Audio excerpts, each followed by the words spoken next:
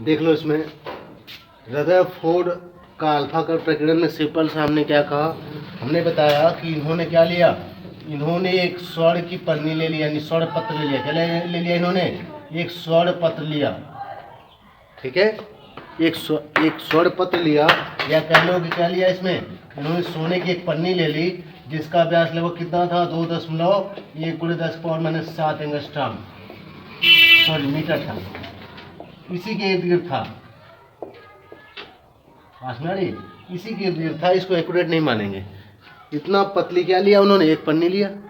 उसके बाद इन्होंने इसे क्या किया, एक पर्दे से घेर दिया और उसमें क्या कर दिया, एक पर्दे में एक स्थान छोड़ दिया जहाँ से हमारा क्या हो, अल्फा कण क्या करे, वहाँ से प्रवेश कर सके। और अल्फा कण उत्सर्जन के लिए उन्होंने क्या लिया, एक रेडियो एक्टिव पदार्थ लिया। रेडियो एक्टिव पदार्थ उन्होंने क्या लिया, पोलोनियम लिया। क्या लिया इन्होंने, पोलोनियम लिया इन्होंने, ठीक है, क्या लिया इन्होंने, पोलोनियम लिया। और पोलोनियम से जो है अल्फा कण जो निकल रहा था उसको उच्च गतिज वाले अल्फा किरण को वहां से भेजा। किसके कण वालों को, उच्च गतिज ऊर्जा वाले अल्फा कणों को भेजा। और ये प्रक्रिया पूरी किसमें कर दी, निर्वात में। किसमें कर दी, निर्वात में, ताकि हवा अगर होगी तो हवा के कणों से टकरा कर कहीं इसकी गतिज ऊर्जा कम ना हो जाए, उच्च गतिज ऊर्जा के साथ जाए, इसलिए इन्होंने इसको निर्वात में कराया। और जैसे उस पर पड़ा तो जैसे उस किरण सोने पे पड़ी, स्वर्ण पन्नी से गुजरी, तो उसमें क्या शुरू हो गया, वो विक्षेपित होने लगे अपने मार्ग से। क्या होने लगे, विक्षेपित होने लगे। तो उसी के आधार पे इन्होंने क्या किया, निष्कर्ष निकाला। इन्होंने क्या निकाला, इन्होंने निष्कर्ष निकाला। इसमें फिगर सिंपल सा हमने कहा ऐसे बना लेना, फिगर इसमें सिंपल सा बनेगा। निष्कर्ष निकाला लिखकर उसके बाद हम क्या करेंगे, इसमें ये हमारा पूरा परमाणु हो गया। उसके बाद हम इसमें फिगर सिंपल ऐसे बना देंगे, अधिकांश किरणों को सीधे निकाल देना है इसमें से, ठीक है, सीधे किरणें निकल जाएंगी। अब उसके बाद कुछ किरणों को हम क्या करेंगे, 90 अंश से कम पे क्या किया जाएगा, विक्षेपित कर दिया जाएगा कुछ किरणों को, ठीक है। और धीरे धीरे कुछ ऐसी कर देंगे जो 90 अंश पे विक्षेपित होगा। कुछ ऐसी किरणें होंगी जो 90 अंश से अधिक पे विक्षेपित होंगी। समझ में आ रही है, ऐसे में विक्षेपित करना है।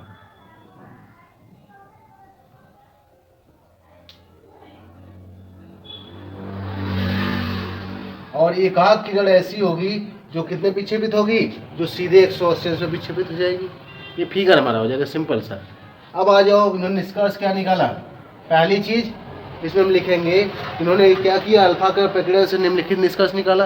पूरी व्याख्या इतनी कन्वर्ट कर सकते हैं। पहला चीज क्या, अधिकांश किरणें क्या होती हैं, स्वर्ण पन्नी से सीधे बिना विचलित हुए निकल जाती हैं। इसका मतलब ये हो गया कि हमारा परमाणु का अधिकांश भाग क्या होता है, खोखला होता है। ये पहला निष्कर्ष हो गया, परमाणु का अधिकांश भाग क्या होता है, खोखला होता है, ठीक है, क्योंकि अधिकांश किरणें वैसे निकल गई। और ये जो हमने लिया है ये लगभग परमाणु के ही आकार का है। परमाणु लगभग हमारा कितना होता है, 10⁻⁻10 की रेंज में आता है। वो अलग अलग पदार्थों के लिए अलग अलग हो जाएगा। दूसरा आ जाओ। अब उसके बाद अधिकांश किरणें सीधे निकल गई। उसको कुछ किरणें क्या थी जो 90 अंश से कम पे निकल रही थी, 90 से क्या थी, कम पर, या 90 अंश पे क्या हो रही थी, गुजर रही थी कुछ किरणें। इसका मतलब ये हो गया कि यहाँ पे जो धनावेश है हमारा, जो यहाँ का जो समझ धनावेश है, एक अकेला धनावेश इसको विक्षेपित नहीं कर सकता। उन्होंने क्या निकाला कि जो परमाणु का समझ धनावेश है वो क्या होता है, एक छोटे से भाग में क्या रहता है, केंद्रित रहता है, ठीक है। जब यहाँ पे 90 अंश या 90 अंश से कम पे जब हमारी अल्फा कण जो उच्च गतिज ऊर्जा वाली थी जब वो विक्षेपित होने लगी, तो इसका मतलब धनावेश क्या है, हमारा समझ जो धनावेश है वो छोटे से भाग में क्या है, वो हमारा केंद्रित हो गया। क्या हो गया, हमारा केंद्रित हो गया, यहाँ पे केंद्रित रहता है। इनका दूसरा निष्कर्ष था, ठीक है। और तीसरा जो निष्कर्ष था वो 90 अंश से अधिक के लिए था कि कुछ ऐसी किरणें थी, अल्फा किरणें, जो 90 अंश से अधिक पे निकल रही थी, 90 अंश से अधिक पे। और 20,000 में से एक ऐसी किरण थी जो 90 से अधिक मतलब अधिक कोण पे, और 20,000 अगर भेज रहे तो उसमें से एक किरण ऐसी थी जो सीधे 180 पे भी वापस हो जाती थी। इससे उन्होंने क्या निष्कर्ष निकाला कि अगर 90 से अधिक अल्फा कण, जबकि द्रव्यमान में क्या होता है हमारा, पहले कहते हैं अल्फा कण हमारा द्रव्यमान में होता है 4 प्रोटॉन के बराबर या 4 हाइड्रोजन के बराबर होता है, 4 हाइड्रोजन के बराबर इसका द्रव्यमान होता है, 4 हाइड्रोजन के बराबर इसका द्रव्यमान होता है। और किसके बराबर, आवेश होता है +2e के बराबर होता है। आवेश किसके बराबर होता है, +2e के बराबर होता है। तो वो अगर इतना कोण पे मुड़ जा रहा है, इसका मतलब क्या है कि जो भी धनावेश है वो बड़े दृढ़ता के साथ, नाभिक का जो भी समझ धनावेश है वो दृढ़ता के साथ या एकत्रित रूप से एक छोटे भाग में नहीं, एक अत्यंत छोटे भाग में क्या है, केंद्रित है। इसमें केंद्रित है, एक अत्यंत छोटे भाग में क्या है, केंद्रित है, जिसे इन्होंने क्या कहा, जिसे इन्होंने नाभिक नाम दिया। क्या नाम दिया इन्होंने, इसे नाभिक कहा। बात ना रही। और इसको नाभिक कहने के साथ साथ इसके बाद दोबारा इन्होंने क्या किया, उन्होंने बताया कि इसका जो व्यास होता है वो कितना होता है, वो होता है 10⁻⁻15 मीटर की रेंज का व्यास होता है इसका। ये हमारा क्या हो गया, तीसरा हो गया। इसके बाद चौथा में हमने बताया था, चौथा इन्होंने क्या बताया, चौथा इन्होंने बताया कि जो हमारा इलेक्ट्रॉन इसमें है, ठीक है, जब इसमें अल्फा कण हम भेज रहे हैं, कौन सी किरण भेज रहे हैं, अल्फा कण जब भेज रहे हैं तो अल्फा कण धनात्मक है, नाभिक भी क्या है, धनात्मक है, तो इनके बीच कौन सा बल लगता है, अल्फा कणों और इसके बीच कौन सा बल लगता है, इनके बीच लगता है कौन सा इसको कूलाम बल भी कह सकते हो, या इसको कह सकते हो वैद्युत बल भी लगता है, स्थिर वैद्युत बल। आवेशों के बीच कौन सा बल लगता है, यहाँ पर अल्फा कण और नाभिक के बीच हमारा कूलाम बल लगता है, या कौन सा बल लगेगा, कह दें वैद्युत बल। अब आ जाओ लास्ट पांचवा। हमने कहा कि भिन्न भिन्न पदार्थों के लिए जो भिन्न भिन्न अगर हम पदार्थ यहाँ ले रहे हैं तो भिन्न भिन्न पदार्थों के लिए जो विक्षेपण होगा, जो यहाँ विक्षेपित हो रही है, जो प्रकीर्णन हो रहा है किरणों का, जो किरणें विचलित हो रहे हैं अपने मार्ग से, उनकी संख्या क्या होती है, अलग अलग होती है। और इसका मतलब क्या है कि भिन्न भिन्न पदार्थों के तत्वों के लिए, पदार्थों के परमाणुओं के जो नाभिक का आकार होता है वो क्या होता है, वो भिन्न भिन्न होता है। अगर हम उतनी ही किरण यहाँ सोने पे भेज रहे हैं और इतनी ही किरण अगर किसी और पे भेज रहे हैं, उसमें अलग विक्षेपित होने वाली संख्या बदल गई, तो इसका मतलब ये हो गया कि उसमें जो हमारी संख्या है, जो उसका आकार है, वो क्या हो गया, अलग हो गया। तो अंतिम मॉडल का लास्ट ये था कि भिन्न भिन्न पदार्थों के परमाणुओं का जो नाभिक का आकार होता है वो क्या होता है, भिन्न भिन्न होता है। ये हमारा 5 था, ठीक है, 5 समझ में आ गया। इसमें एक चीज देखो, जिसे हम बताना भूल गए कि अल्फा कण प्रकीर्णन किसे कहते हैं, वही जो विक्षेपित हो जाते हैं, हमने लिखा है ना, इसको क्या करते हैं, पूरा प्रक्रिया निर्वात में करते हैं। और जब अल्फा कण को क्या किया जाता है, उच्च गतिज ऊर्जा के साथ, जैसे सोने पे क्या किया जाता है, उसको भेजा जाता है, बमबारी की जाती है या गिराया जाता है उस पर अल्फा किरणों को, तो अपने मार्ग से क्या होती हैं, विचलित हो जाती हैं। इसी घटना को क्या कहते हैं, अल्फा कण प्रकीर्णन कहते हैं। मार्ग से विचलित हो जाना, विचलित होकर फैल जाती हैं, पर्दों पर प्रतिनिधित्व उत्पन्न करती हैं। तो जब किरणें क्या हो गई, बस विचलित हो गई, इतना कह दो, अल्फा कण क्या हो जाते हैं, विचलित हो जाते हैं। इसी को क्या कहते हैं, अपने मार्ग से विचलित हो जाते हैं। इसी घटना को हम लोग क्या कहते हैं, अल्फा कण प्रकीर्णन कहते हैं। अब आगे आ जाएं तो अल्फा कण प्रकीर्णन के आधार पर ही रदरफोर्ड ने क्या कर दिया, एक परमाणु का मॉडल प्रस्तुत किया। क्या क्या इन्होंने एक परमाणु का मॉडल प्रस्तुत किया कि परमाणु में क्या कैसे कैसे होना चाहिए। तो इन्होंने अल्फा कण प्रकीर्णन के निष्कर्ष के आधार पे इन्होंने एक क्या किया, परमाणु का मॉडल प्रस्तुत किया, जिसे रदरफोर्ड का परमाणु मॉडल कहते हैं। इसके अनुसार यहाँ पे 3 नियम थे। नियम अप डाउन हो सकता है, कोई दिक्कत नहीं, ठीक है। हम पहले परमाणु के ढांचे की बात कर सकते हैं, पहले नाभिक की। इन्होंने बताया कि जो परमाणु है, परमाणु का जो समस्त द्रव्यमान है, परमाणु का क्या है, जो समस्त द्रव्यमान है,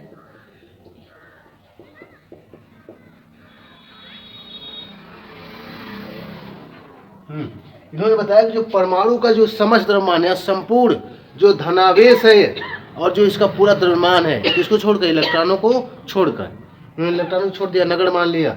तो इन्होंने कहा कि जो परमाणु का समस्त द्रव्यमान है और समस्त धनावेश है, वह कहाँ रहता है, वह परमाणु के केंद्र में, परमाणु के केंद्र में किसमें, 10⁻⁻15 10⁻⁻15 मीटर की त्रिज्या में क्या रहता है, त्रिज्या में केंद्रित रहता है, जिसे हम लोग क्या कहते हैं, जिसे नाभिक कहते हैं, ठीक है। परमाणु का समस्त द्रव्यमान, पूरा द्रव्यमान, इसका संपूर्ण द्रव्यमान, जितना परमाणु पूरा द्रव्यमान, और ठीक है, और इसका समस्त जो धनावेश है वह परमाणु के केंद्र में, या परमाणु के केंद्र में कितना, 10⁻15 मीटर की त्रिज्या के गोली में कह सकते हो, त्रिज्या के गोले में, इतना छोटा त्रिज्या मान लो, त्रिज्या के गोले में क्या रहता है, केंद्रित रहता है। इसी में पूरा छोटा सा गोला है, बना लो इतना मीटर में, उसी में पूरा द्रव्यमान और पूरा जो धनावेश इसी में केंद्रित रहता है, जिसे इन्होंने क्या नाम दिया, जिसे नाभिक कहते हैं। क्या कहते हैं इसे, नाभिक कहते हैं। ये था पहला हमारा, और इसमें कुछ था पहले में। अब आ जाओ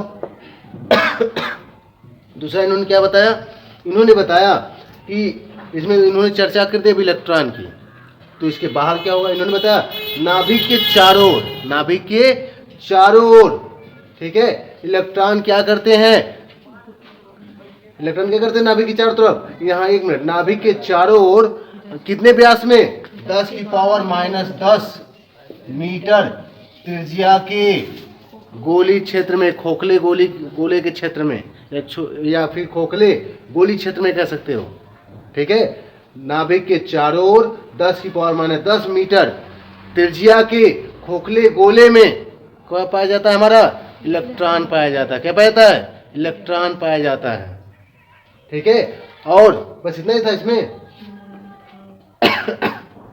और था इसमें कुछ, क्या हो गया इसमें, यही चीज़ है जो थोड़ा सा इसमें फीडिंग करना पड़ेगा ना, तो फिर जैसे उतर जाता दिमाग से किसमें कितना लिखना है, ठीक है। दूसरी चीज़ इसमें इलेक्ट्रॉन की लोकेशन और दृढ़ावेश की बात है, संपूर्ण धनावेश और संपूर्ण द्रव्यमान की बात पहले में हो गई, दूसरे में बात होगी संपूर्ण दृढ़ावेश की बात होगी। तो पहली चीज़ हमारा जो परमाणु है इसमें नाभिक के चारों ओर, नाभिक के चारों ओर 10⁻10 मीटर त्रिज्या के खोखले गोले में कौन वितरित रहता है, खोखले गोले में इलेक्ट्रॉन वितरित रहता है। कौन वितरित रहता है इसमें इलेक्ट्रॉन वितरित रहता है, इसमें इलेक्ट्रॉन वितरित हो गया।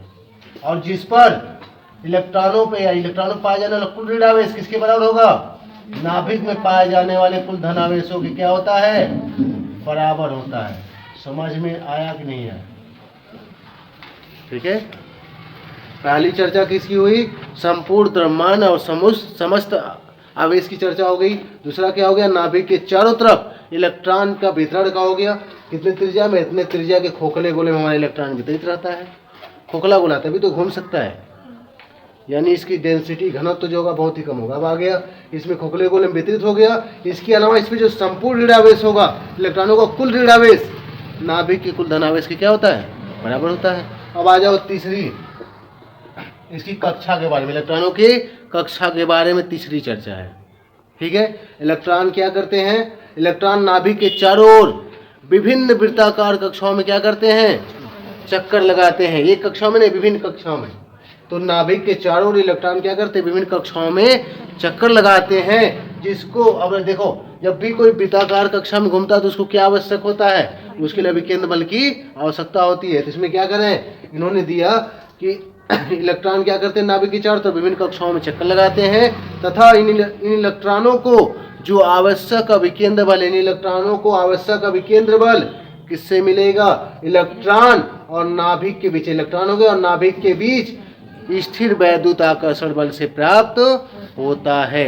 इनके बीच कौन सा बल लगेगा, मान लो इस इलेक्ट्रॉन को उठाया, इसके बीच और नाभिक के बीच कौन सा बल लगेगा, ऋणावेश धनावेश कुलाम वाला बल लगेगा, कुलामी बल, जिसको कहते हैं स्थिर वैद्युत बल कहा जाता है, आकर्षण बल, स्थिर वैद्युत आकर्षण बल। आकर्षण है ना, विपरीत है। तो इस इलेक्ट्रॉन को उठाओ तो यही बात इसमें भी होगी, इलेक्ट्रॉन और नाभिक के बीच कौन सा बल लगेगा, स्थिर वैद्युत आकर्षण बल, ठीक है। तो तीसरा नियम सिंपल सा क्या है कि नाभिक के चारों इलेक्ट्रॉन क्या करते हैं, वृत्ताकार कक्षाओं में चक्कर लगाते हैं, जिसके लिए आवश्यक अभिकेंद्र बल इलेक्ट्रॉन और नाभिक के बीच स्थिर, आवश्यक अभिकेंद्र बल इलेक्ट्रॉन और नाभिक के बीच कार्य करने वाला कौन सा, कार्य करने वाला स्थिर वैद्युत आकर्षण बल से प्राप्त होता है, स्थिर वैद्युत आकर्षण बल से प्राप्त होता है। समझ में आ गया। अब आ जाओ इसमें कमियां देख लो, रदरफोर्ड के परमाणु मॉडल में कमियां, रदरफोर्ड के परमाणु मॉडल में कमियां, हम इसको आज बता देंगे, लिखवाएंगे इसको भी नहीं, तुम लोग खुद लिखना है, चाहे टेनियर से नकल मार के लिख लो, चाहे मास्टरमाइंड से, किताब से, हम बस समझा दें। दो कमी सुन लो, इनके परमाणु मॉडल जो था वह दो घटनाओं की व्याख्या करने में असफल रहा, ठीक है। कमी क्या होती है, असफलता, किसी चीज़ की व्याख्या ना कर पाए। अगर हमारी थ्योरी तो वही लिखोगे, रदरफोर्ड का परमाणु मॉडल दो घटनाओं की व्याख्या करने में क्या रहा, या दो मुख्य घटनाओं की व्याख्या करने में क्या रहा, असफल रहा। सबसे पहला क्या था, परमाणु के अस्तित्व के संबंध में, परमाणु के अस्तित्व के संबंध में,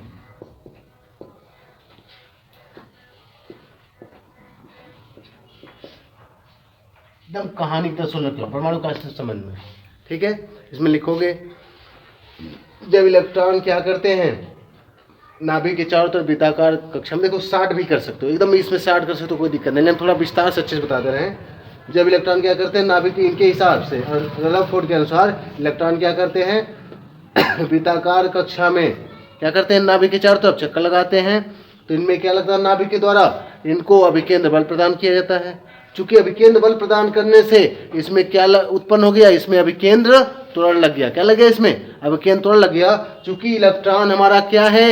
आवेश है, और जब आवेश कौन सी गति करने लगा यहाँ पर, उस पर त्वरण लग रहा है ना, तो आवेश जब त्वरित गति करने लगता है, अर्थात जब कोई भी आवेश क्या करता है त्वरित गति करता है, तो वो क्या करता है विद्युत चुम्बकीय तरंग के रूप में ऊर्जा को उत्सर्जित करता है। ऊर्जा का उत्सर्जन किस रूप में करता है? विद्युत चुम्बकीय तरंग के रूप में करता है। अगर इलेक्ट्रॉन विद्युत चुम्बकीय तरंग के रूप में उस ऊर्जा का उत्सर्जन करने लगे तो उसकी ऊर्जा क्या होगी? निरंतर कम होती जाएगी, जिससे उसकी कक्षा क्या होती जाएगी? छोटी होती जाएगी। ठीक है, और जब कक्षा छोटी होती जाएगी तो धीरे धीरे क्या होगा? इलेक्ट्रॉन हमारा गति करते हुए नाभिक के समीप आते हुए अंत में कहाँ गिर जाएगा? नाभिक के अंदर गिर जाएगा। तो जब इलेक्ट्रॉन नाभिक के अंदर गिर जाएगा तो बाहर की कोई कक्षा नहीं रह गई, नाभिक अकेला हो गया। तो सीधे लिखो नाभिक में गिर जाएगा, अतः परमाणु का अस्तित्व क्या होगा? समाप्त हो जाएगा, क्योंकि परमाणु नाभिक से है और इलेक्ट्रॉनों से भी है। जब इलेक्ट्रॉन गिर जाएंगे तो क्या हो गया? लिखोगे इलेक्ट्रॉन नाभिक में अंत में गिर जाएंगे, अतः परमाणु का अस्तित्व क्या हो जाएगा? समाप्त हो जाएगा, जो कि वास्तव में ऐसा नहीं होता है। परमाणु का अस्तित्व अभी भी पड़ा हुआ है। ठीक है, एक बार फिर से तेजी सुन लो। रदरफोर्ड के अनुसार इलेक्ट्रॉन जब क्या करते हैं वृत्ताकार कक्षाओं में घूमते हैं तो उन पे अभिकेंद्र बल के कारण क्या उत्पन्न होना चाहिए? अभिकेंद्र त्वरण लग जाता है, अर्थात इलेक्ट्रॉन एक आवेश है जो त्वरित गति करता है। कौन सी गति कर रहा है? त्वरित गति कर रहा है। अतः यहाँ पे क्या उत्पन्न, जब भी कोई आवेश त्वरित गति करता है तो क्या उत्पन्न होता है? तो वो क्या करेगा? तो यहाँ पे लिखोगे अतः इलेक्ट्रॉन ऊर्जा को किस रूप में उत्सर्जित करेगा? विद्युत चुम्बकीय तरंग के रूप में उत्सर्जित करेगा। तो जब ये विद्युत चुम्बकीय तरंग के रूप में उत्सर्जित करने लगेगा तो इसकी ऊर्जा निरंतर क्या होती जाएगी? कम होती जाएगी, जिससे इसकी कक्षा क्या होती जाएगी? छोटी होती जाएगी, और अंत में कहाँ? या के नाभिक में गिर जाएगा। तो इस प्रकार परमाणु का अस्तित्व समाप्त हो जाना चाहिए, जो कि वास्तव में नहीं होता है। इसकी व्याख्यान का नियम नहीं कर सका। क्यों नहीं समाप्त हो रहा है? समाप्त हो जाना चाहिए इस हिसाब से। समझ में बात आ गई? दूसरा क्या था इसमें? दूसरा भी इसी संबंधित है। ठीक है, जब क्या करेगा ये? अगर ये विद्युत चुम्बकीय तरंग के रूप में अगर ऊर्जा का उत्सर्जन हमारा इलेक्ट्रॉन कर रहा है, ठीक है, तो इसकी कक्षा निरंतर छोटी होती जाएगी। निरंतर ये लगातार ऊर्जा का उत्सर्जन, जब त्वरित गति कर रहा है तो लगातार क्या करेगा? विद्युत चुम्बकीय तरंग के रूप में ऊर्जा का उत्सर्जन लगातार करेगा। तो जब ये ऊर्जा का उत्सर्जन लगातार कर रहा है तो स्पेक्ट्रम हमें यहाँ कैसा प्राप्त होना चाहिए? लगातार, यानी सतत स्पेक्ट्रम प्राप्त होना चाहिए। कैसा प्राप्त होना चाहिए? सतत स्पेक्ट्रम प्राप्त होना चाहिए। लेकिन वास्तव में क्या प्राप्त होता है हमें? हमें सतत न प्राप्त होके रेखीय स्पेक्ट्रम प्राप्त होता है। कैसा स्पेक्ट्रम प्राप्त होता है? रेखीय स्पेक्ट्रम प्राप्त होता है। ठीक है, रेखीय स्पेक्ट्रम प्राप्त होता है। तो रेखीय स्पेक्ट्रम की व्याख्या यह नियम नहीं कर सका। क्यों रेखीय स्पेक्ट्रम पाया जा रहा है? इनके हिसाब से सतत स्पेक्ट्रम पाया जाना चाहिए, इनकी थ्योरी के हिसाब से। एक बार फिर से सुनो। जब इलेक्ट्रॉन क्या करता है कक्षाओं में घूमते समय त्वरित गति के कारण विद्युत चुम्बकीय तरंग के रूप में ऊर्जा का क्या करता है? उत्सर्जन करता है। तो कक्षाएं निरंतर घटती जाती हैं और निरंतर क्या करेगा? विद्युत चुम्बकीय तरंग के रूप में ऊर्जा का उत्सर्जन करता रहेगा। अतः यहाँ जो ऊर्जा है, जो स्पेक्ट्रम है, वो हमें कैसा प्राप्त होना चाहिए? सतत स्पेक्ट्रम के रूप में यहाँ ऊर्जा हमें प्राप्त होनी चाहिए। लगातार ऊर्जा उत्सर्जन कर रहा है ना, तो सतत मतलब होता ही लगातार। तो सतत स्पेक्ट्रम हमें प्राप्त होना चाहिए। जबकि प्रयोग के दौरान हमें कैसा स्पेक्ट्रम प्राप्त होता है?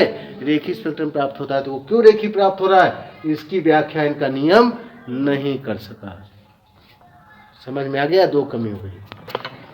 देख लो एक बार पहले हम इनका नियम पहले थोड़ा सा शार्ट में बता रहे हैं। ठीक है, शार्ट में नियम सुन ले। इन्होंने 3 नियम दिए और इस कमी को उन्होंने दूर किया। देखो जब भी कोई अगला नियम आता तो कमी को दूर करना। हम इसकी भी बात करेंगे, इसके साथ इसका भी। पहले शार्ट में नियम बता दे रहे हैं, फिर लिखवा के और फिर से बता देंगे। ठीक है, पहला नियम सुनो। पहला जो नियम था उन्होंने इसको दूर किया। ठीक है, जिनके हिसाब से, जैसे इन्होंने क्या कहा था, रदरफोर्ड ने कहा था कि अगर हमारा बीच में यहाँ नाभिक है, अभी तस्वीर नहीं बनाओगे, फिगर हम चेंज कर देंगे। इन्होंने कहा कि अगर हमारा नाभिक है तो इसके चारों ओर इलेक्ट्रॉन, ठीक है, वृत्तीय कक्षाओं में भिन्न भिन्न वृत्तीय कक्षाओं में घूमते हैं। पर इन्होंने ये नहीं कहा कि वृत्तीय कक्षाएं उनकी निश्चित होती हैं। इनके हिसाब से किसी भी कक्षा में घूम सकते हैं वो, ठीक है, किसके हिसाब से, रदरफोर्ड के हिसाब से। तो अगर किसी भी कक्षा में घूम सकते हैं तो इसका मतलब ये हो गया कि वो जब ऊर्जा का उत्सर्जन करेंगे तो वो किसी भी ऊर्जा का लगातार ऊर्जा का उत्सर्जन करेंगे। जब लगातार रह सकते हैं किसी भी कक्षा में, जब उनकी कक्षा निश्चित नहीं है, किसी भी कक्षा में रह सकते हैं, वृत्ताकार बस होना चाहिए। इन्होंने कहा बस वृत्ताकार कक्षा होनी चाहिए। तो वृत्ताकार कक्षा में जो घूमना चाहिए तो वहाँ पर ऊर्जा का उत्सर्जन कैसा होना चाहिए, सतत होना चाहिए। कैसा होना चाहिए, सतत होना चाहिए। लेकिन हमें मिलता कैसा है, रेखी। तो इन्होंने कैसे दूर किया, इन्होंने कहा कि हमारा जो नाभिक के चारों तरफ, सुन लो ध्यान से, इन्होंने कहा नाभिक के चारों तरफ इलेक्ट्रॉन सिर्फ उन्हीं कक्षाओं में घूम सकता है जिसमें उसका जो कोणीय संवेग है, इलेक्ट्रॉन का कौन सा संवेग, कोणीय संवेग। संवेग सभी जानते हो, संवेग होता है द्रव्यमान गुणे वेग। कोई रेखा में दौड़ रहा है ऐसे सीधे v वेग से दौड़ रहा है, m वेग है, तो उसको कहते हैं रेखीय संवेग, mv, है ना। और अगर त्रिज्या में घूम रहा है, चक्कर काटने वाला है, तो ये mv के साथ साथ r से गुणा कर दो, इसे कहते हैं कोणीय संवेग। क्या कहते हैं इसे, कोणीय संवेग। द्रव्यमान गुणे वेग ये होता है, क्या होता है, ये होता है रेखीय संवेग। और अगर इसमें त्रिज्या का भी गुणा कर दिया जाए तो ये होता है कोणीय संवेग। इन्होंने कहा इलेक्ट्रॉन नाभिक के चारों ओर सिर्फ उन्हीं कक्षाओं में, वृत्ताकार कक्षाओं में घूम सकता है जिसमें उसका कोणीय संवेग, यानी यही कोणीय संवेग h/2 पाई का पूर्ण गुणज होगा। h/2 पाई का क्या होगा, पूर्ण गुणज होगा, वहीं केवल घूम सकता है। यानी सुनो, अब इसके नाभिक के चारों तरफ पहला इलेक्ट्रॉन जो होंगे दौड़ने वाले, घूमने वाले वृत्ताकार कक्षा में, उसमें क्या होना चाहिए, पूर्ण गुणज का मतलब होता है पूरा पहाड़ा, जिसको हम पढ़ते हैं, पहाड़ा पढ़ते हैं, गुणज मतलब होता है पहाड़ा। जैसे होता है ना 2 एकम में 2, 2 दूना 4, हम पढ़ते हैं, एक पहाड़ा है। कभी हम नहीं कहते कि 2 एकम में 2, 2 1.5 गुना 3, ऐसे पढ़ते हैं। हम पूर्ण गुणज पढ़ते हैं। पूर्ण गुणज पूरी संख्या से गुणा करते हैं, 1 गुना 2 गुना 3 गुना 4 गुना, तो यही पूर्ण गुणज है, 1 गुना 2 गुना। इन्होंने कहा इलेक्ट्रॉन कहाँ रह सकता है, सुनो ध्यान से। पहले जो इलेक्ट्रॉन नाभिक के समय में मिलेंगे उसका कोणीय संवेग h/2 पाई का कितना गुना होगा, 1 गुना होगा। कितना होगा, 1 गुना।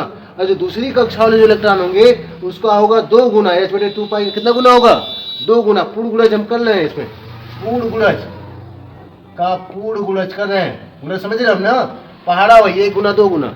और जो तीसरी कक्षा बनेगी उसमें वही इलेक्ट्रॉन रह सकते हैं जिसका कोणीय संवेग क्या होगा, h/2 पाई का 3 गुना होगा।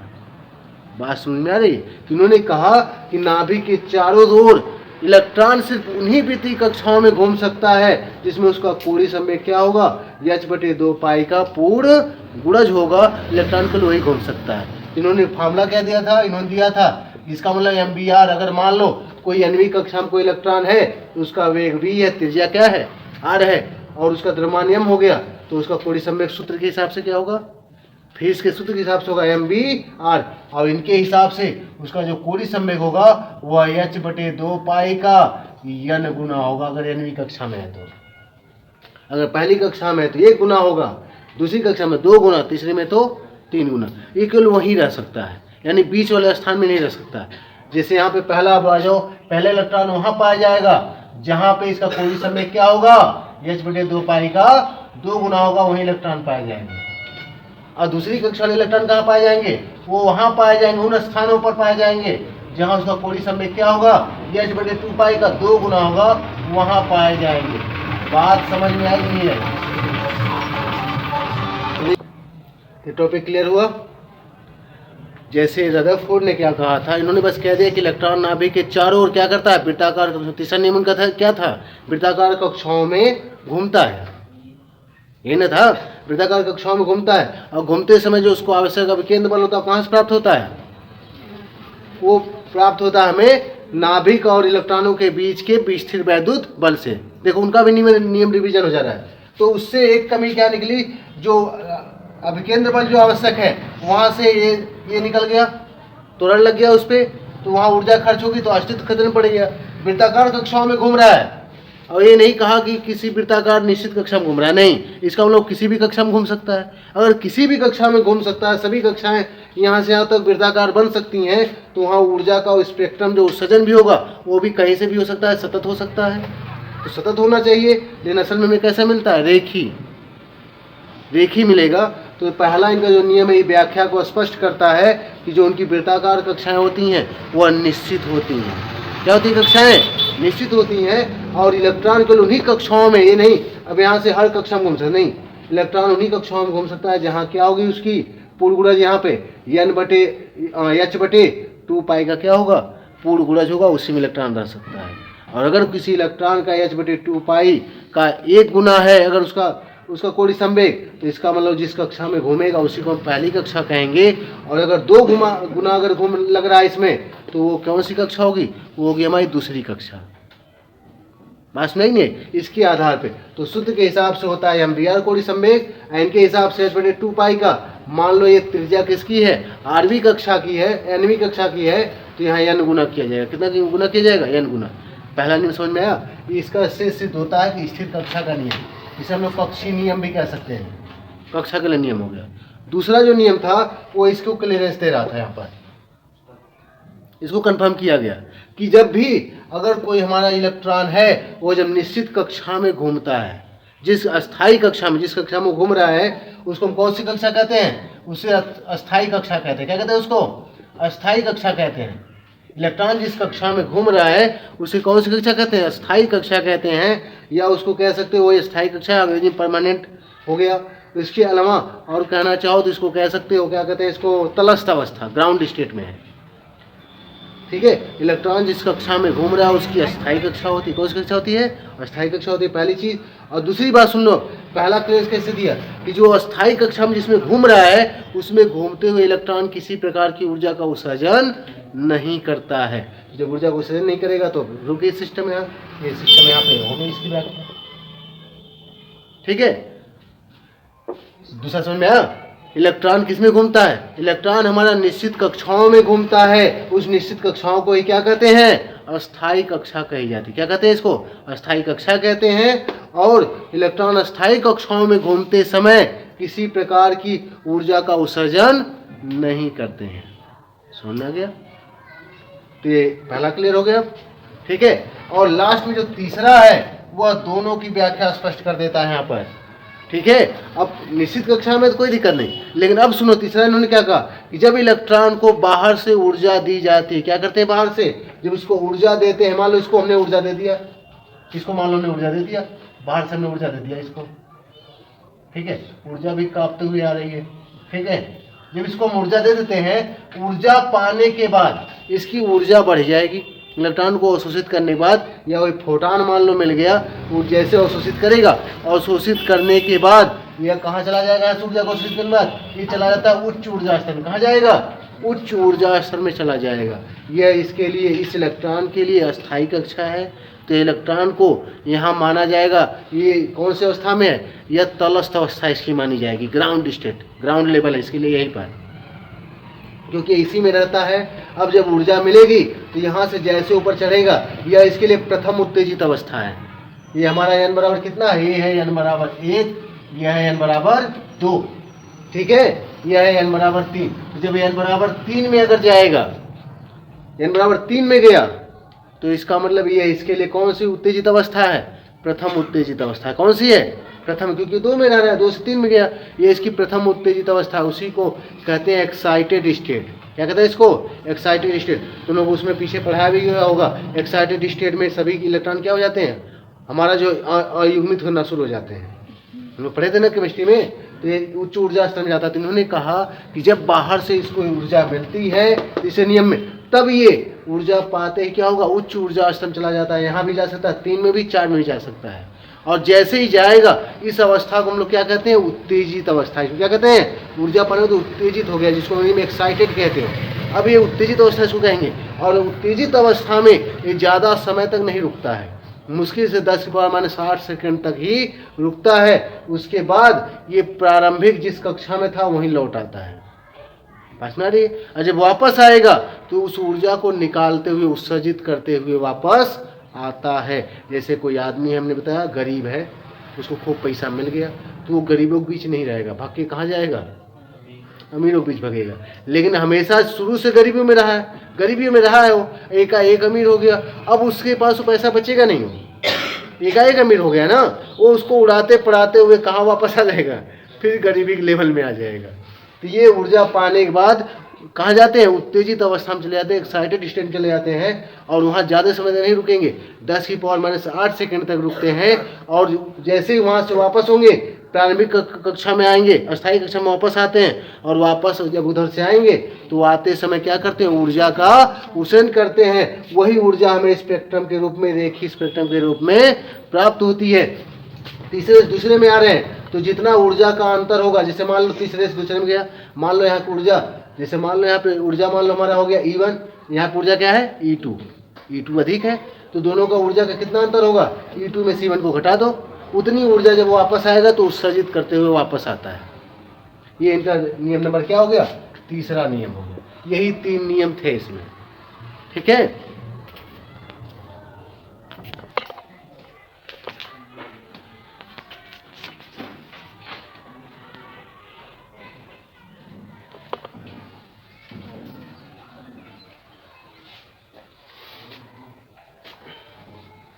इसमें सबसे पहला इनका क्या नियम था, इनका नियम था कि हमारे जो इलेक्ट्रॉन है वो सभी कक्षाओं में न घूम के किसी निश्चित कक्षाओं में ही क्या करते हैं, नाभिक के चारों ओर चक्कर लगाते हैं, ठीक है। और उन कक्षाओं में, निश्चित कक्षाओं में घूमते हैं जिसमें कोरी संवेग क्या होता है, h/2π का पूर्ण गुणज होता है।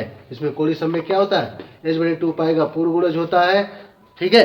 तो अगर हम मान लें कि हमारा क्या है, इलेक्ट्रॉन का द्रव्यमान m है, वेग क्या है, v है, ठीक है, और किस क्या है वो, nवीं कक्षा में घूम रहा है, जिसकी त्रिज्या क्या हो गई हमारी r है, तो mvr हो गया कोरी संवेग, ये हो जाएगा nh/2π, nh/2π का n गुना हो गया, जहाँ n क्या व्यक्त करता है, n हमारा पूर्ण संख्या होगी या पूर्णांक होगी, यानी n बराबर 1 2 3 4 डॉट डॉट हो जाएगा, जिसे हम लोग क्या कहते हैं, जिसे कक्षा की क्रम संख्या कहते हैं। एक पहली कक्षा, दूसरी कक्षा, ऐसी कक्षा की क्रम संख्या कहते हैं, या इसी को मुख्य क्वांटम संख्या भी कहते हैं, ठीक है।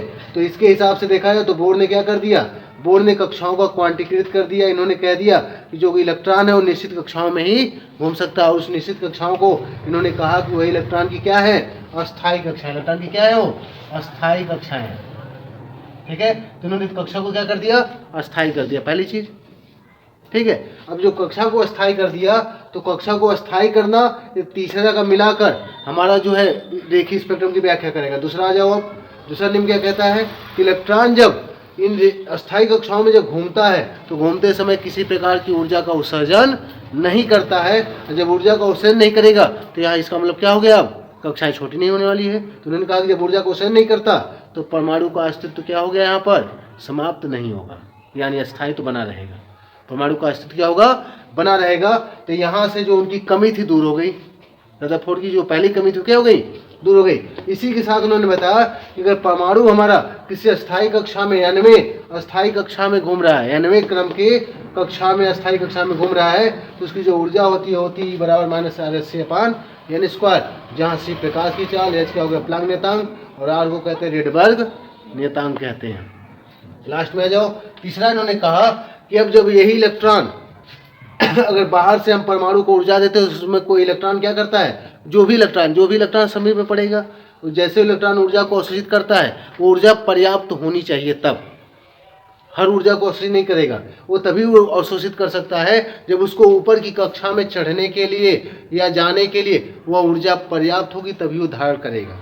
जैसे मान लो हम दूसरी कक्षा को उठा रहे हैं तो इलेक्ट्रॉन तभी ऊर्जा को लेगा जब वो तीसरी कक्षा में, चौथी में, पांचवी में, छठवीं में, ऐसे किसी कक्षा में जाने में सक्षम होगा। तो ऐसी ऊर्जा तो तीसरे में पहुंच ही नहीं पाया तो नहीं धारण करेगा। तो जब परमाणु को, तीसरा नियम है, जब परमाणु को उपयुक्त ऊर्जा दी जाती है तो इलेक्ट्रॉन क्या करता है, उसको अवशोषित कर अस्थायी कक्षा में घूमने वाला कोई इलेक्ट्रॉन क्या करता है, उसको अवशोषित कर लेता है, और अवशोषित कहाँ चलाता है, उच्च ऊर्जा स्तर में, या उसी को हम लोग क्या कहते हैं, उत्तेजित अवस्था में चला जाता है। और वहां जाने के पश्चात 10 की पावर -8 सेकेंड के तात्क्षणिक क्षण, यानी बहुत ही कम क्षण भर हो गया, वहां ठहरता है और पुनः क्या होता है, किसी निम्न ऊर्जा स्तर में वापस लौट आता है। और जब निम्न ऊर्जा स्तर में वापस आता है तो उच्च ऊर्जा स्तर, और जिस निम्न ऊर्जा स्तर में वापस आ रहा है दोनों की कक्षाओं में जो ऊर्जा का अंतर है उस अंतर के बराबर जो ऊर्जा है उसी को विद्युत चुम्बकीय तरंग के रूप में क्या करता है, वो उत्सर्जित करते हुए आता है। मान लो उच्च ऊर्जा स्तर में पहुंच गया, 10 इलेक्ट्रॉन वोल्ट की ऊर्जा में पहुंच गया, या मान लो 10 जूल ऊर्जा वाले पहुंच गया। मान लो जैसे वैसे नेगेटिव में होती है ऊर्जा, तो अगर मान लो वहाँ से 6 जूल वाले में वापस आ रहा है तो कितना उत्सर्जित करेगा, 4 जूल। किस रूप में, विद्युत चुम्बकीय तरंग के रूप में दोनों कक्षाओं के ऊर्जा के अंतर को विद्युत चुम्बकीय तरंग के रूप में क्या करता है, उत्सर्जित करता है। अब मान लो हमने मान लिया कि हमारा जो है उच्च ऊर्जा स्तर में E2 उसकी ऊर्जा है और निम्न में कहा गया E1 में आ रहा है। ठीक है, तो ऊर्जा अंतर कितना हो गया, E2 माइनस E1 हुआ कि नहीं हुआ, E2 माइनस E1 होगा कि नहीं होगा। अब वो कितनी ऊर्जा अवशोषित करेगा, E2 माइनस E1 के बराबर ऊर्जा को अवशोषित करेगा, उत्सर्जित करेगा।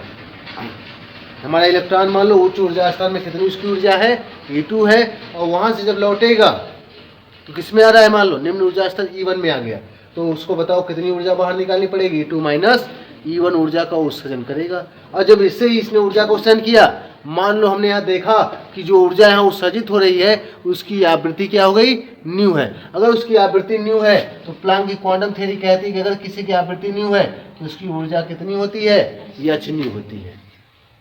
ठीक है, तो अगर कोई इलेक्ट्रॉन E2 उच्च ऊर्जा स्तर से कहाँ संक्रमण कर रहा है, E1 ऊर्जा स्तर में संक्रमण कर रहा है, ट्रांजिशन कर रहा है, तो उसकी जो ऊर्जा होगी वह ऊर्जा उत्सर्जित होगी E2 माइनस E1 के बराबर ऊर्जा उत्सर्जित होगी, जो दोनों कक्षाओं के ऊर्जा के अंतर के बराबर है। और अगर जो ऊर्जा उत्सर्जित हुई इसकी आवृत्ति न्यू हो गई तो प्लांक के हिसाब से उत्सर्जित ऊर्जा को क्या कहेंगे, h न्यू कहेंगे, क्योंकि न्यू आवृत्ति हो रही है।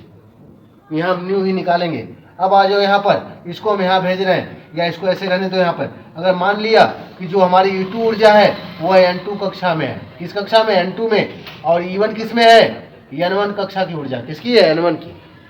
यानी हमारा इलेक्ट्रॉन N2 से कहाँ आ रहा है, N1 में। तो अभी इसके हिसाब से देखो, इसके हिसाब से h न्यू बराबर यहाँ इसका मान हो जाएगा माइनस RH अपान हो जाएगा N2 स्क्वायर। देख लो RH अपान क्या हो जाएगा, N2 स्क्वायर हो जाएगा, होगा ना।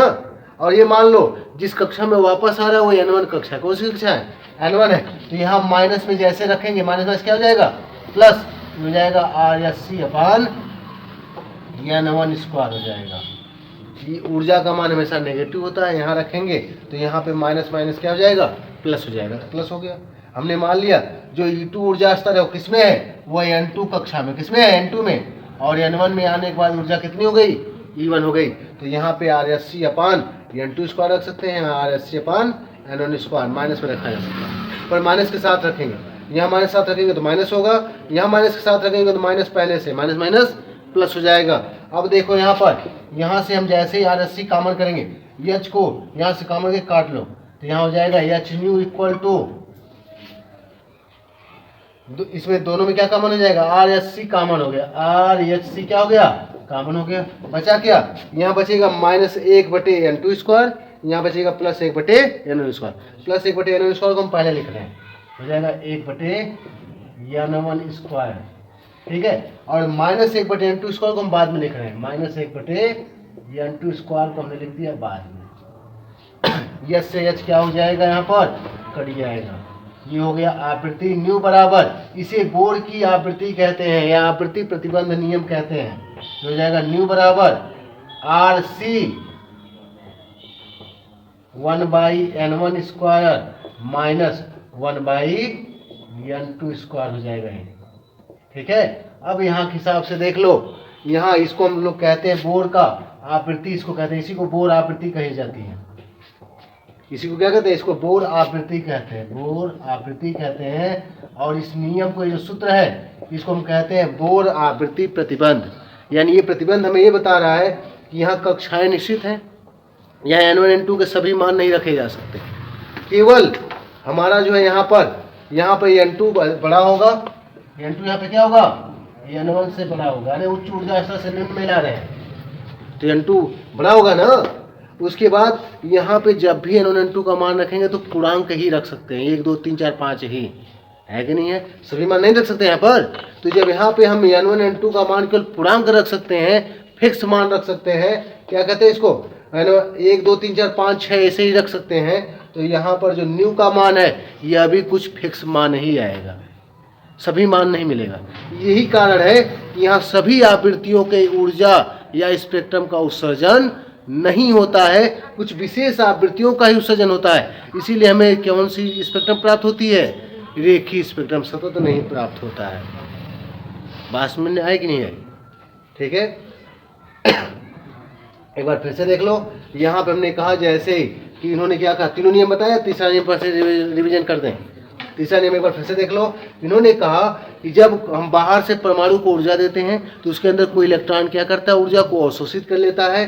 अवशोषित करने के बाद वो क्या होता है, किसी उच्च ऊर्जा स्तर में चला जाता है, जिसमें हम लोग क्या कर सकते हैं, उत्तेजित अवस्था में चला जाता है।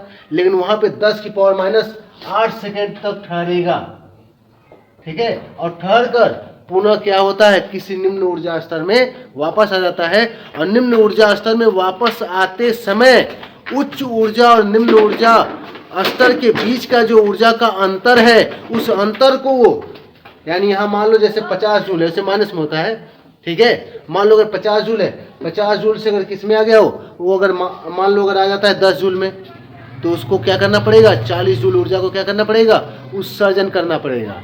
क्या करना पड़ेगा, उत्सर्जन उसको करना पड़ेगा। तो इन्होंने कहा कि जब उच्च ऊर्जा स्तर से निम्न ऊर्जा स्तर में आएगा तो दोनों के ऊर्जा के अंतर बराबर, मान लो E2 से E1 में आया तो ऊर्जा का अंतर कितना हुआ, E2 - E1। इस ऊर्जा के अंतर को वह विद्युत चुम्बकीय तरंग के रूप में क्या करेगा, उत्सर्जित करेगा। अगर E2 ऊर्जा स्तर हमने मान लिया, उच्च ऊर्जा स्तर E2 है और वहां से कहाँ संक्रमण कर रहा है, वो E1 में कर रहा है। यह कक्षा N2 है जहाँ उसकी ऊर्जा E2 है, और N1 कक्षा में वापस आ रहा है, लौट के वापस आ रहा है जहाँ उसकी ऊर्जा क्या है, E1 है। बताओ ऊर्जा में अंतर कितना हुआ, E2 - E1। E1 - E2 नहीं कहेंगे क्योंकि E1 कम है, E2 अधिक है, तो E2 - E1 यही ऊर्जा का अंतर हुआ नहीं हुआ। तो बोर्ड ने कहा इसी ऊर्जा को वह विद्युत चुम्बकीय तरंग के रूप में क्या करेगा, उत्सर्जित करेगा। अब विद्युत चुम्बकीय तरंग का नियम अगर लगाते हो तो यहाँ पे अगर हमने मान लिया न्यू आवृत्ति की ऊर्जा उत्सर्जित हो रही है, तो यहाँ पर प्लांक के हिसाब से विद्युत चुम्बकीय तरंग की ऊर्जा क्या हो जाएगी, H न्यू हो जानी चाहिए। और ये कितना उत्सर्जन करेगा, यानी ये जो ऊर्जा उत्सर्जित करेगा, जो फोटॉन का यहाँ उत्सर्जन होगा, वह किसके बराबर होगा, H न्यू बराबर E2 - E1 के बराबर होगा। जब उच्च ऊर्जा स्तर से निम्न में लौटता है तो लौटते समय दोनों कक्षाओं के ऊर्जा के अंतर के बराबर क्या करता है, वो विद्युत चुम्बकीय तरंग का उत्सर्जन करता है। विद्युत चुम्बकीय तरंग का उत्सर्जन हो रहा है और ये दोनों कक्षाओं की ऊर्जा का अंतर हो गया, इसी के बराबर विद्युत चुम्बकीय तरंग क्या करेगा, उत्सर्जन करेगा। समझ में आया? अगर उसकी आवृत्ति न्यू मान लेते हैं तो H न्यू बराबर जाएगा E2 - E1। वो कहाँ से कहाँ लौट रहा है, उच्च कक्षा E2 से E1 में लौट रहा है। अब सूत्र के हिसाब से E बराबर क्या होता है, R80/N²। अगर हमने मान लिया E2 हमारा N2 कक्षा में, E2 क्या है, तो जैसे E2 निकालोगे अगर N2 है तो N2² हो जाएगा। देखो हमने रख दिया, है कि नहीं है। और जब E1 की ऊर्जा स्तर रखेंगे तो E1 मान लो किस कक्षा के लिए है, N1 के लिए, तो यहाँ हो जाएगा N1²। हमने कहा जिस कक्षा निकाला उसको रख दो, जैसे रखेंगे यहाँ माइनस पहले से और ये माइनस के रूप में रखेंगे, माइनस क्या हो जाएगा, प्लस। ऊपर से रहेगा, बस ये नीचे चेंज है, केवल यहाँ पे बस ये नीचे चेंज है। अब यहाँ से R80 कॉमन कर लेंगे, यहाँ बचेगा 1/N1², इसको हमने पहले लिख दिया क्योंकि प्लस में है, और ये बचेगा -1/N2², इसको हमने बाद में लिख दिया, ठीक है। अब यहाँ पे S से S कट गया, न्यू बराबर हमारा क्या हो गया, RC, और इतना मान सेम आ गया। अब यहाँ पे हम जानते हैं कि N1 N2 के सभी मान नहीं हो सकते, केवल पूर्णांक हो सकता है। जब केवल पूर्णांक मान ही हो सकता है इसका मान, तो इसका मतलब क्या है कि यहाँ पे कुछ विशेष मान ही रखे जा सकते हैं, केवल पूर्णांक रखे जा सकते हैं। 1 2 3 4 5 सीरियल से केवल पूर्णांक रख सकते हैं। तो यहाँ पे जब निश्चित मान रखे जाएंगे तो आवृत्ति भी हमें क्या मिलेगी, कुछ विशेष निश्चित आवृत्ति का ही यहाँ पे उत्सर्जन हो पाएगा, यानी यहाँ पे रेखीय स्पेक्ट्रम मिलेगा, सभी आवृत्तियाँ हमें नहीं मिलेंगी, यानी सतत रूप से हमें यहाँ नहीं मिलने वाला प्रकाश। समझ में आई? अब आ जाओ, इसी को हम बोर की आवृत्ति कहते हैं और सूत्र को बोर आवृत्ति प्रतिबंध कहते हैं। हम चाहें तो यहाँ पर लिख सकते हैं C/λ, क्या लिख सकते हैं यहाँ पर, C/λ, याद है कि नहीं, न्यू बराबर क्या लिख सकते हैं, C/λ।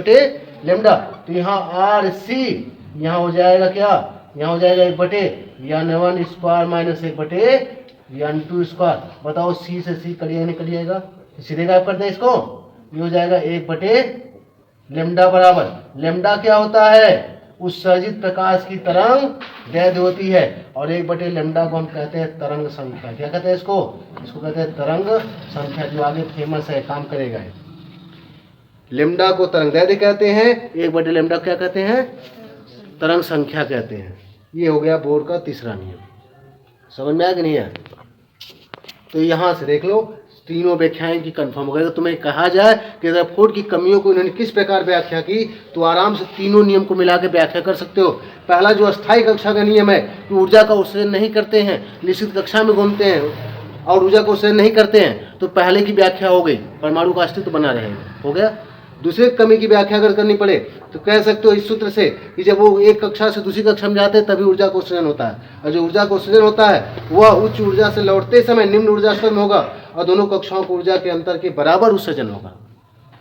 ठीक है, और यहाँ मान रखकर हम दिखा सकते हैं कि चूंकि N1 N2 क्या है, पूर्णांक है, तो इनके पूर्णांक मान ही रखे जा सकते हैं। यानी जब निश्चित मान हो गया तो आवृत्ति भी हमें कुछ विशेष स्थिति, कुछ निश्चित ही आवृत्तियां मिलेंगी, सभी आवृत्तियां नहीं मिलेंगी, क्योंकि यहाँ जब सभी मान नहीं रख सकते, तो यहाँ जब सभी संख्या नहीं रख सकते, 2.4 नहीं रख सकते, 2.1 नहीं रख सकते, जब सभी संख्या नहीं रख सकते तो यहाँ पे सभी आवृत्ति कैसे मिलेगी? और जब सभी आवृत्ति नहीं मिली यानी यहाँ पे सतत ऊर्जा का उत्सर्जन हमें नहीं मिला, मतलब लगातार नहीं मिलेगा, उसमें बीच में विशेष आवृत्ति के प्रकाश मिलेंगे। यानी कौन सा स्पेक्ट्रम मिलेगा? यहाँ पर रेखीय स्पेक्ट्रम मिलेगा। समझ में आया कि नहीं आया?